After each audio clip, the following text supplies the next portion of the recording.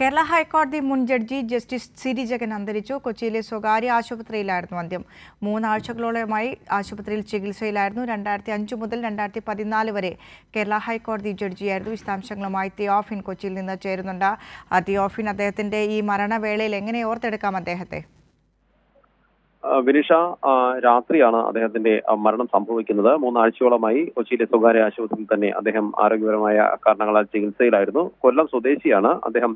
2005 മുതൽ 2014 വരെ കേരള ഹൈക്കോടതി ജഡ്ജിയായി സേവനമനുഷ്ഠിച്ചിരുന്നു. നിയമരംഗത്ത് നിരവധി സേവനങ്ങൾ അദ്ദേഹത്തിന്റെ ഭാഗമായി കൊണ്ട് ഒരുപാട് വിധികളും അദ്ദേഹത്തിന്റെ ഭാഗത്തുനിന്ന് വന്നിരുന്നു. എടുത്തു പറയേണ്ടത്, നിയമരംഗത്തുള്ള ശ്രദ്ധേയമായ ഇടപെടലുകൾ കൂടാതെ തന്നെ സുപ്രീം കോടതിയുടെ നിർദ്ദേശപ്രകാരം 2016 രൂപീകരിച്ച ജസ്റ്റിസ് സിരിജഗൻ കമ്മിറ്റിയുടെ പ്രവർത്തനമാണ്. പ്രത്യേകിച്ച് അത് തെരുവ് നായ ആക്രമണത്തിൽ ഇരകളാകപ്പെടുന്നവർക്കുള്ള നഷ്ടപരിഹാരം അതിനുവേണ്ടി രൂപീകരിച്ച സമിതിയായിരുന്നു. അതുവഴി തന്നെ ഈ ജസ്റ്റിസ് സിരിജഗൻ കമ്മിറ്റി വഴി കോടിക്കണക്കിന് രൂപ നഷ്ടപരിഹാരമായി നിരവധി പേർക്ക് അദ്ദേഹം ശുപാർശ ചെയ്യുകയും ചെയ്തത്. ഇതിന്റെ അടിസ്ഥാനത്തിലാണ് പിന്നീട് സർക്കാർ ഈ ഇരകളാക്കപ്പെട്ടവർക്ക്, തെരുവ് നായകളുടെ ആക്രമണത്തിന് ഇരയായവർക്ക് നഷ്ടപരിഹാരം നൽകുകയും ചെയ്തത്. ഇതുകൂടാതെ തന്നെ ശബരിമലയുടെ ഉന്നതാധികാര സമിതി ചെയർമാനായും നുവാൽസിന്റെ വൈസ് ചെയർമാനായും ഒക്കെ അദ്ദേഹം പ്രവർത്തിച്ചിട്ടുണ്ട്.